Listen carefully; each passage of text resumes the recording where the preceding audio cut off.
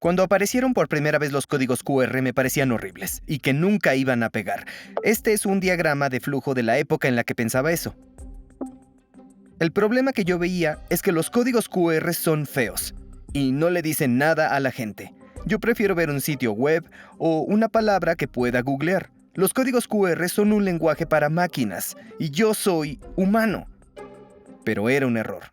Obviamente los códigos QR resultaron ser tan útiles que están en todos lados. Se usan en boletos, menús de restaurantes y publicidad. En algunos países son la forma más común de intercambiar dinero. Y la historia de los códigos QR es una muy humana. El origen de estos patrones de tableros data de nuestros primeros intentos de digitalizar la información. En 1825 había un renombrado pintor que vivía en New Haven, Connecticut, con su esposa y sus 2 hijos. Su golpe de suerte llegó cuando lo invitaron a pintar el retrato del Marqués de Lafayette, un héroe de la independencia de Estados Unidos. Aun cuando su esposa estaba a unos días de tener a su tercer hijo, la oportunidad era demasiado buena para dejarla pasar, y partió rápidamente hacia Washington, D.C., donde lo esperaba Lafayette. Una vez ahí, el pintor le escribió a su esposa describiéndole su primer encuentro con Lafayette, firmando con las palabras: «Te escribiré pronto. Cariños a todos los niños, apresuradamente, pero con el apasionado afecto de siempre, tu amado esposo». Luego de varios días sin respuesta, un mensajero le entregó una carta que decía que su esposa había enfermado después del parto. Preocupado, el pintor corrió a casa, viajó a caballo y carreta día y noche, y logró llegar a New Haven varios días después.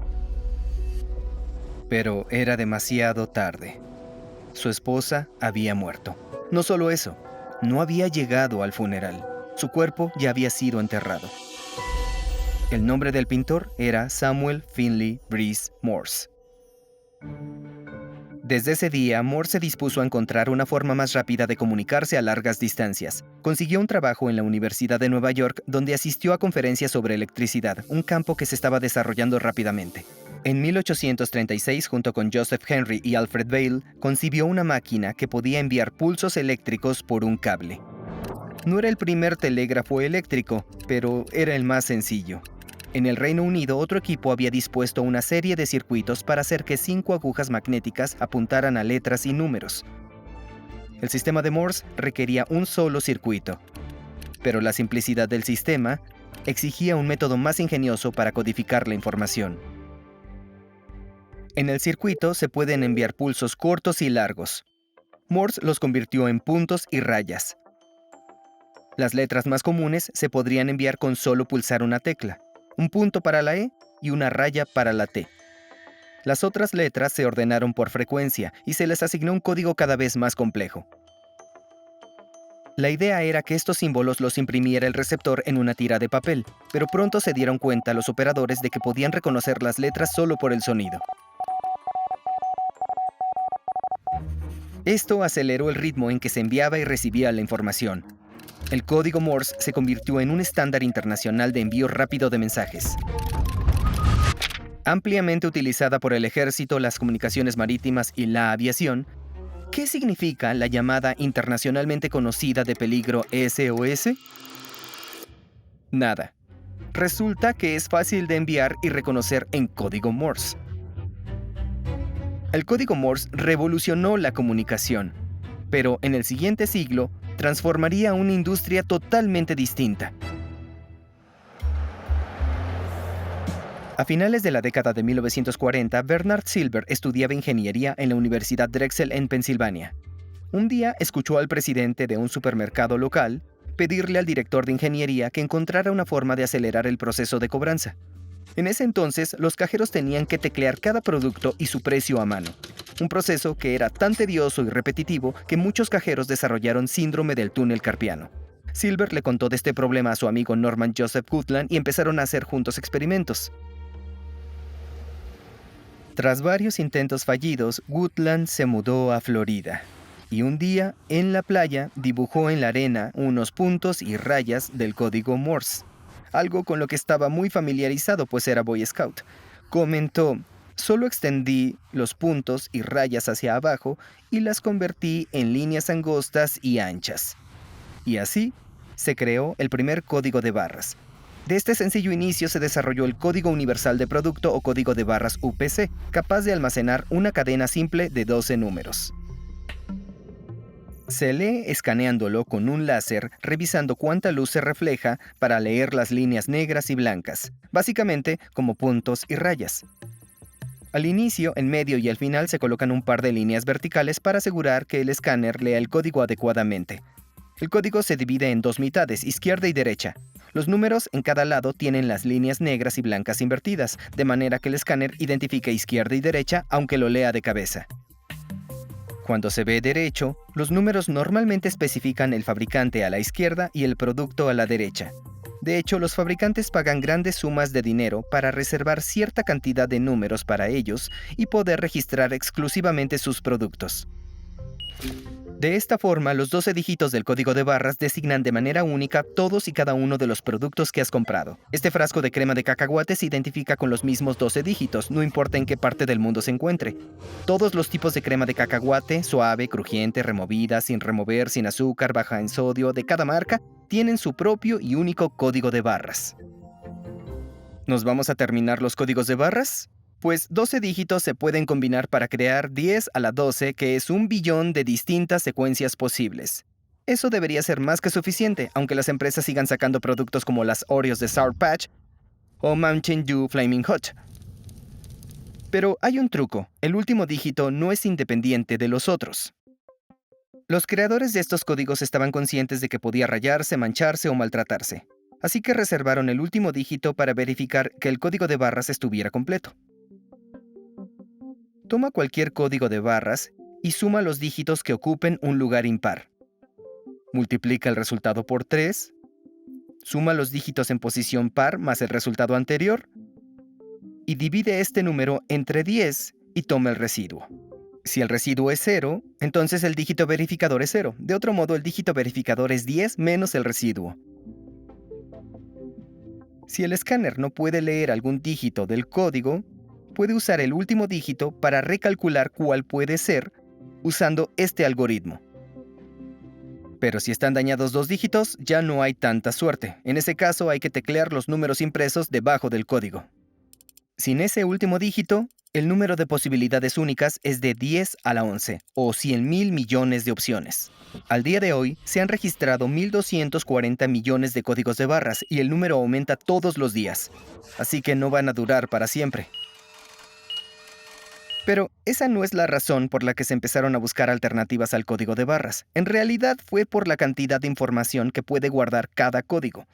Los 12 dígitos solo pueden identificar un producto. Pero, ¿qué tal si alguien quiere saber más información como de dónde vino ese producto?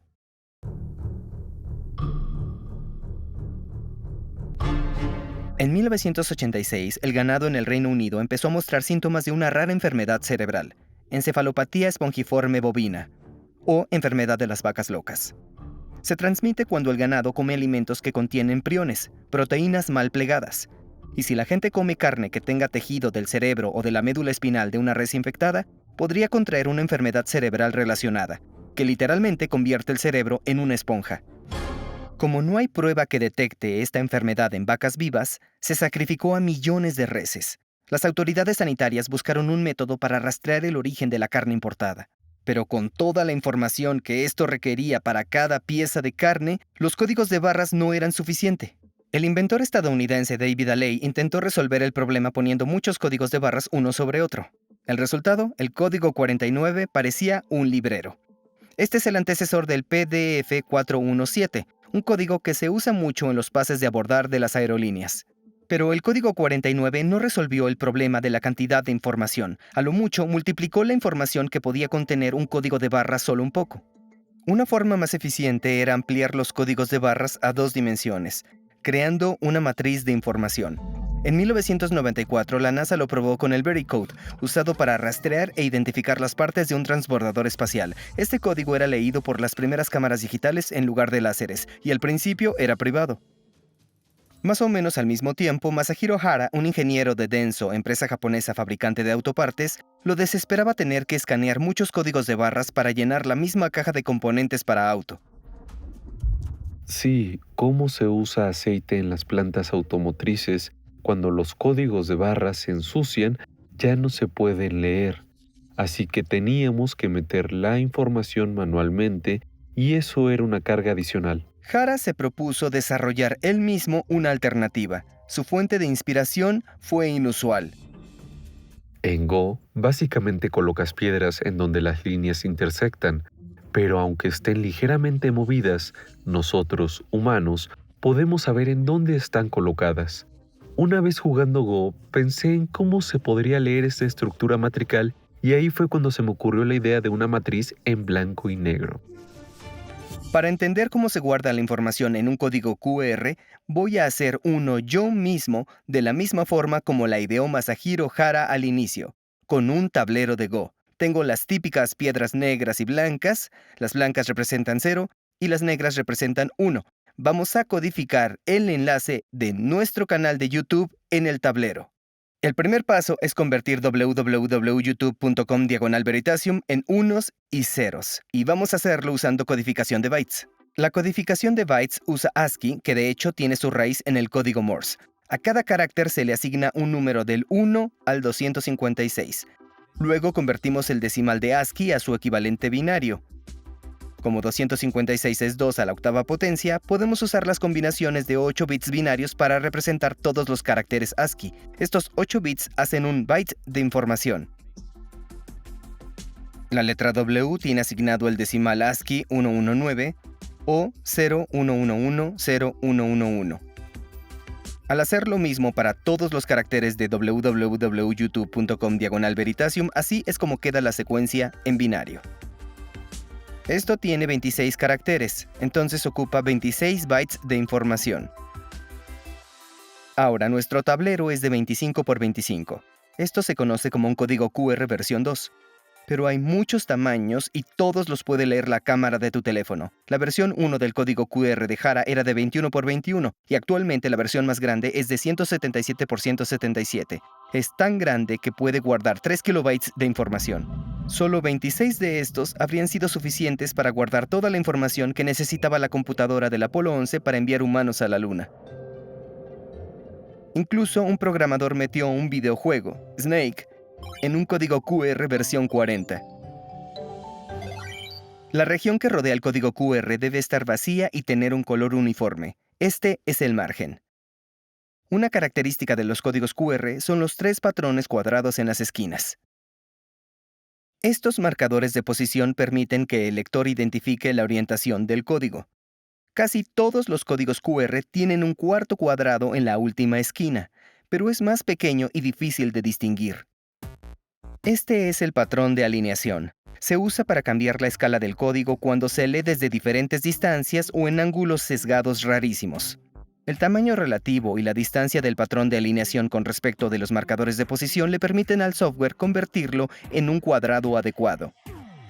Junto a los marcadores de posición hay líneas blancas que los aíslan del resto del código. Y estos son patrones de temporización, los pasos de cebra de peatones que conecta el cuadrado superior izquierdo con los otros dos. Todos los códigos QR tienen estas franjas alternadas, tienes que buscarlas. Todos los códigos QR de diferentes tamaños se ven iguales, y esto le dice a tu teléfono qué versión es y por tanto cuánta información esperar. Si hay 5 cuadrados alternados es versión 1, si hay 9 es versión 2, etc. Y junto a ellos están las franjas de formato que contienen las reglas de cómo escanear el código. Por ahora estoy poniendo piedras rojas en los lugares que ocupan. Hay otra característica que tienen todos los códigos QR. Este píxel al lado del marcador de posición inferior derecho, que siempre es oscuro. Le pregunté a Hara-san si tenía algún significado especial y me dijo que no. Teníamos dos opciones. Teníamos que escoger entre blanco y negro y elegí el negro. Todo el espacio restante es para almacenar información. La información dentro de un código QR siempre empieza en la esquina inferior derecha. Los primeros 4 cuadrados contienen 4 bits que especifican el formato de la información. 0001 si son solo números, 0010 si es alfanumérica, mayúsculas y números, 0100 si está almacenada en bytes y 1000 para kanji japonés. Los siguientes 8 bits se usan para indicar el número de caracteres del mensaje. Como tenemos 26 caracteres, tiene que ser 00011010. Ahora tenemos que acomodar nuestros bytes para youtube.com/Veritasium, empezando por las celdas de 2 columnas de 8 bits. Estas siguen un patrón en zigzag que se serpentea hasta la parte superior izquierda. En cada celda que representa un byte, el bit más significativo, que corresponde a 2 a la 7, está abajo a la derecha, y el menos significativo, o 2 a la 0, está en el extremo opuesto. Entonces 01110111 para W se llenaría así. Y continuamos con las demás. Una vez que llenamos los bytes para www.u, nos encontramos con el patrón de alineación después de 4 bits. Para poner la T que sigue, simplemente lo saltamos, y hacemos lo mismo con las otras regiones fijas del código. Y así seguimos metiendo información en el mismo patrón en zigzag. Cuando completamos www.youtube.c, las celdas se empiezan a ver menos regulares y más como un juego de Tetris, pero la forma en que colocamos las piedras byte tras byte sigue igual.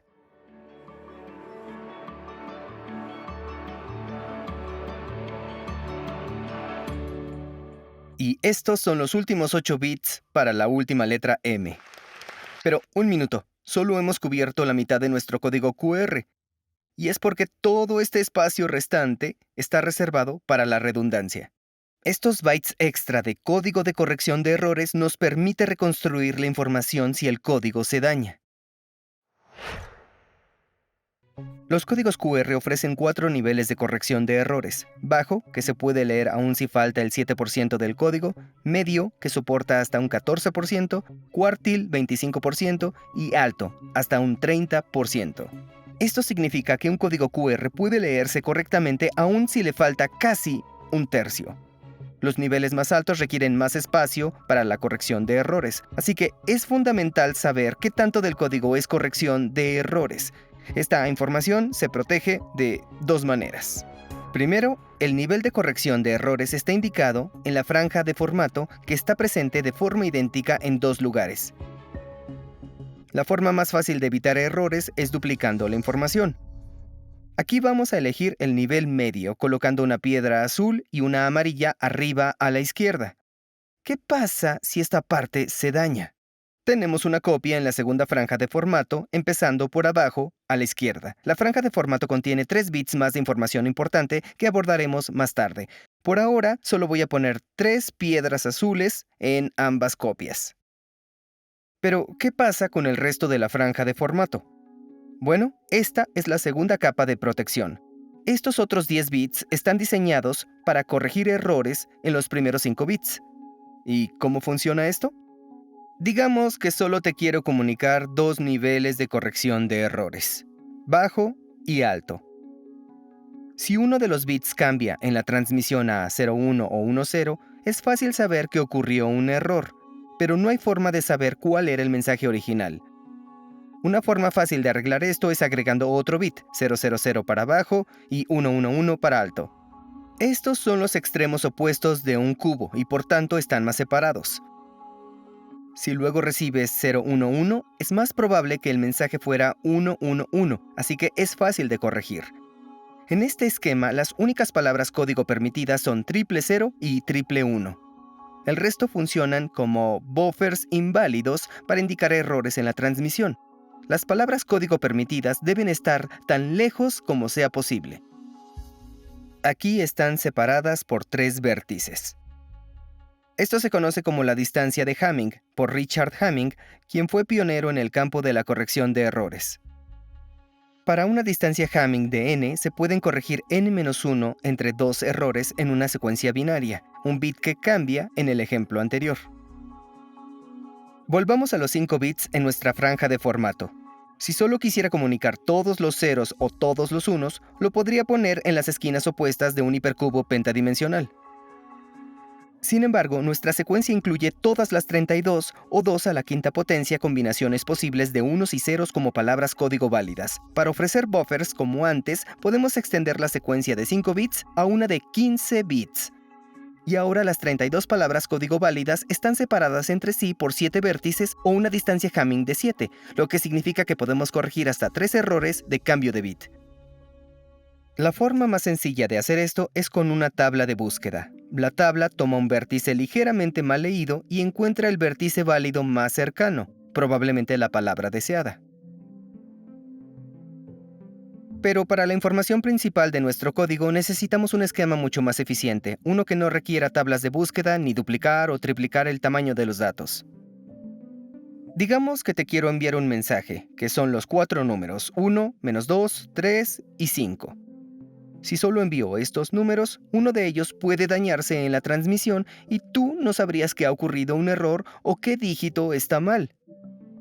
Entonces, antes de mandar el mensaje, elaboramos un plan.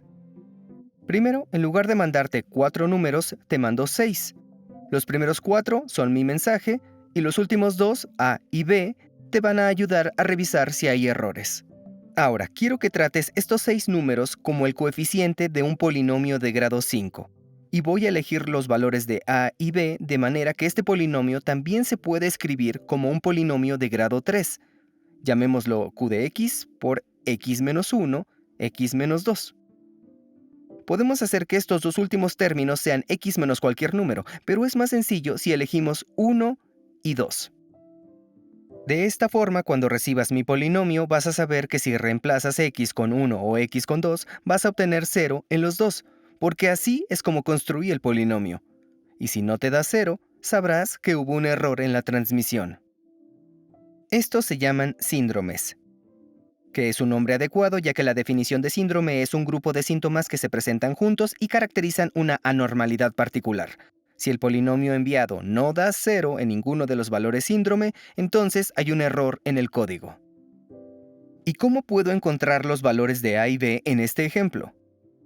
Tomo el polinomio sin A ni B y lo divido entre x menos 1, x menos 2. Obtengo un polinomio de grado 3, que es lo que quiero, pero también queda un residuo, 37x menos 30. Puedo pasar esto al lado izquierdo. Para que el polinomio tome la forma que yo quiero, A debe ser menos 37 y B 30. Entonces mando el mensaje 1, menos 2, 3, 5, menos 37 y 30. Tú puedes reemplazar x por 1 y por 2. Y si obtienes 0 en ambos, sabrás que el mensaje se envió correctamente. Pero, ¿qué pasa si hay un error en la transmisión? Digamos que en la cuarta posición el número se cambió a un 6. Pues ahora, cuando evalúas x igual a 1 y a 2, el polinomio ya no da 0. Para descubrir dónde estuvo el error, estableces cada coeficiente de 1 en 1 como una variable. Luego encuentras el valor de esa variable haciendo que el polinomio sea igual a 0 para x igual a 1. Lo repites para x igual a 2 y vas a encontrar que los dos valores son distintos. Esto indica que el segundo coeficiente no era el error. Haces lo mismo con los demás coeficientes hasta que encuentres en dónde estuvo el error. Aquí no solo son iguales los dos valores, sino que son iguales al número transmitido originalmente, que es 5. Este método nos permite revisar y corregir errores con un pequeño incremento en el tamaño de la información. Este es un ejemplo simplificado de un código Reed-Solomon para corregir errores, desarrollado por los matemáticos Irving S. Reed y Gustav Solomon en 1960.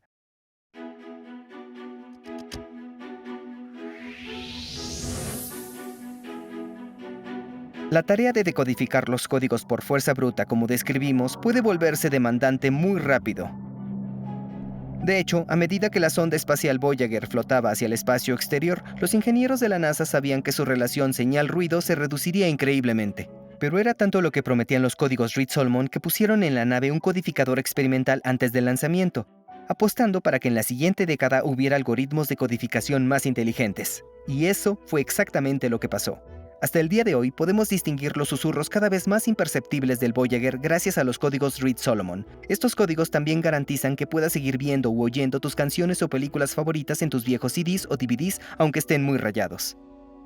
Y son la razón por la que los códigos QR funcionan aunque estén dañados.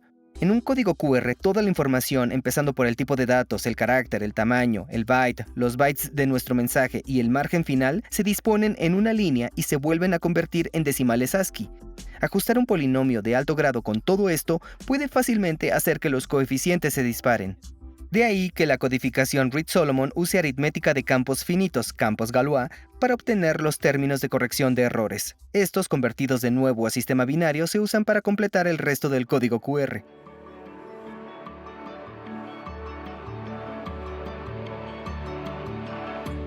Y ya tenemos nuestro código QR terminado. Pero, ¿por qué aún no se puede escanear? ¿Ves cómo estas regiones aparecen uniformemente blancas y negras?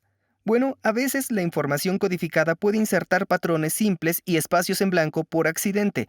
Esto puede confundir a los lectores que esperan ver un tablero irregular. Piensan, tal vez está parchando un gran daño o tal vez ni siquiera es un código QR. Pero hay una manera de arreglarlo. ¿Recuerdas las 3 piedras azules que puse para enmascarar la franja de formato? Estas señalan una de 8 formas de reorganizar la apariencia de los píxeles de nuestro código QR para que se vean realmente revueltos. Esta máscara en particular dice: invierte los píxeles para que el blanco sea negro y el negro sea blanco cada 3 columnas de información. Pero esto no se aplica en los elementos funcionales del código. Esos no se modifican.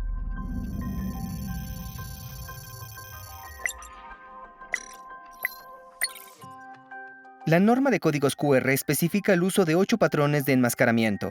En principio, cuando se combinan con los bits de enmascaramiento adecuados, las 8 formas del código son legibles. Es por eso que algunos generadores de códigos QR entregan códigos de apariencia distinta para la misma secuencia de entrada. Pero, ¿cuál funciona mejor? Cada parche continuo o malo suma puntos. Y cada máscara recibe una calificación. La máscara que tenga al final la menor calificación gana. Es más fácil de escanear para cualquier lector. Para nuestro código QR hecho a mano, voy a usar la máscara más sencilla. Y ahora tenemos un código QR que funciona. Pruébalo. El momento de la verdad. ¡Funcionó! Realizar este ejercicio hizo que recordara otra vez de por qué odio los códigos QR. No están hechos para la gente. Cometí todo tipo de errores cuando intentaba colocar estas piedras blancas y negras. Fue muy difícil conseguir que fuera perfecto. Supongo que no tenía que ser perfecto, pero tenía que acercarse. Muy bien. En un inicio, los códigos QR tenían solo usos industriales. Fue muy bien recibido, pero mi jefe no estaba seguro de que la sociedad lo aceptara. En esa época, los supervisores no creían que este proyecto fuera a tener éxito. Pero no tardaron en darse cuenta del valor de la capacidad de almacenamiento de sus datos. En 2002, la enfermedad de las vacas locas resurgió en el Reino Unido. 179 personas murieron por comer carne contaminada. Y la gente entró en pánico. Querían saber de dónde venía exactamente su carne y cómo se almacenaba antes de llegar al supermercado. Esta vez, la ayuda del código QR estaba disponible. Fue una de las primeras ocasiones en las que el curioso tablero empezó a ser de uso común. Pero ¿por qué tienen tanto éxito los códigos QR? Existen muchos otros códigos de matriz bidimensional. Una razón es porque DensoWave decidió no ejercer sus derechos de patente sobre estos códigos. En lo personal, como ingeniero, me emocionaba que el código QR que había inventado se usara en todo el mundo. Decidimos liberar la patente para todos y eso hizo tan popular al código QR. Eso era lo correcto.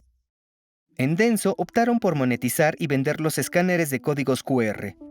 Y claro, con el auge de los teléfonos inteligentes, pronto la gente llevaría un lector de códigos QR en el bolsillo. Pero en un inicio, las aplicaciones lectoras de códigos QR eran de terceros y de nicho. Pero en 2017, Android y Apple integraron lectores de códigos QR dentro de la aplicación de cámara y el uso de estos códigos se disparó.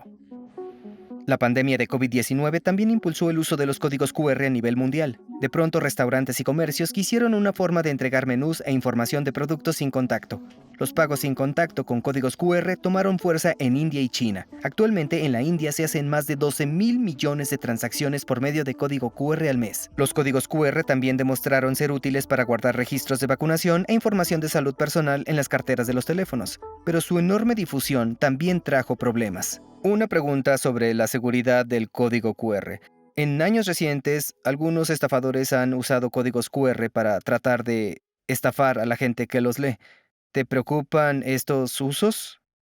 Como todos los pueden crear, los criminales los han usado para hacer phishing y fraudes, como los teléfonos móviles pueden leer códigos QR desde 2002 en Japón, ya no se usan para información confidencial, personal o corporativa.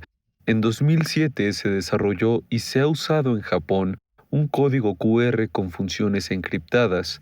Más adelante queremos agregarles una función de autenticación electrónica que muestre quién lo emitió y para hacer el código QR más fácil de entender.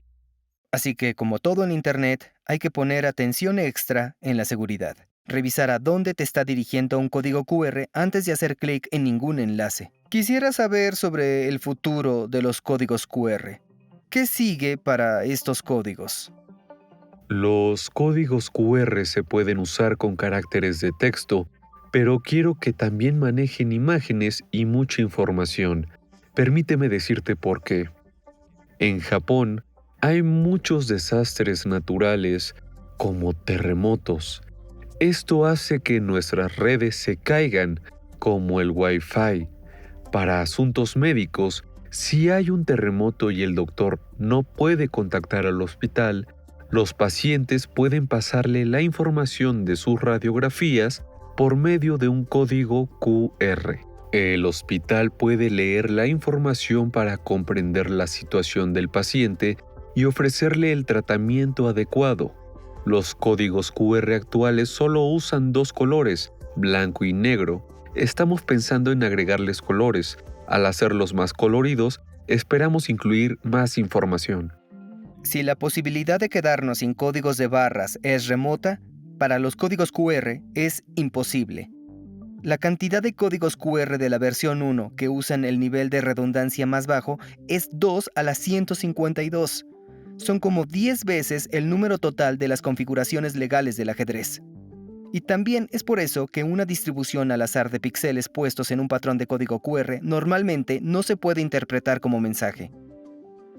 Tú has escaneado un sinfín de códigos QR y cuando escanees el siguiente vas a tener una mejor noción de cómo funciona. Pero, ¿has pensado qué es lo que significa QR? La mayor característica de los códigos QR es que se pueden leer rápidamente. Se llama respuesta rápida, Quick Response, porque reaccionan rápido. ¿Cuál es tu uso favorito de los códigos QR? Una cosa que me sorprende es cómo la gente intercambia direcciones y números telefónicos haciéndose un tatuaje de código QR. Recientemente, está de moda crear códigos QR con drones. Cuando vi eso, pensé que era increíble.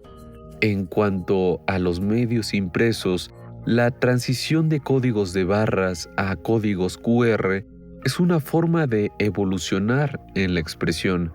Así lo veo yo.